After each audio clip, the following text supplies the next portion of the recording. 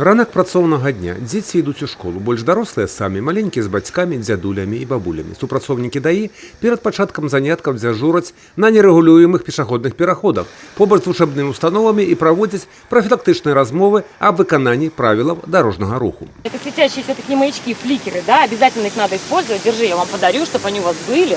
И когда вы пойдете в школу, чтобы вы обязательно их прикрепили на рюкзачки, а сейчас можете на курточку свои прикрепить, и вы будете заметными на дороге в темное время суток. Большасць дзяцей і дарослых добра ведаюць неабходныя асновы бяспечнай жыццядзейнасці. Объясняем, как переходить дорогу на зеленый сигнал светофора, уступив машинам, если рядышком идет машина. То есть постоянно объясняем. Ну и личным примером в первую очередь то, что не надо перебегать где-то, вести себя неправильно на дороге, что дорога – это не место для игры. На зеленый цвет. А что нужно еще сделать? Посмотреть куда? Налево и направо. Учим, чтобы слушался, во-первых, не выбегал на проезжую часть, никогда не смотрел по сторонам, там ворон не считал. Ну, в общем, учим этому всему, потому что понимаем, что машин очень много нынче. Я только с родителями гуляю. Нас встреть по сторонам, направо и налево. Акрамя профілактычных размоў былі падарункі, стикеры на рюкзакі і святлоадбівальныя флікеры.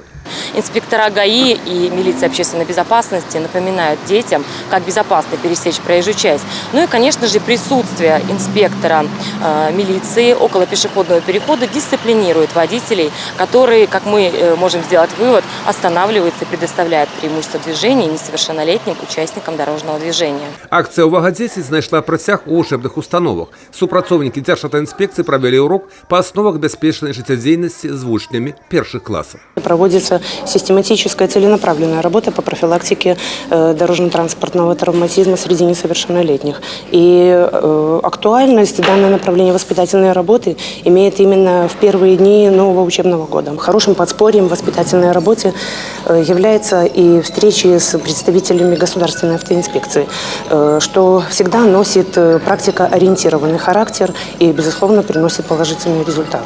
Юрий Печур, Тигран Акопян, телерадиокомпания «Брест».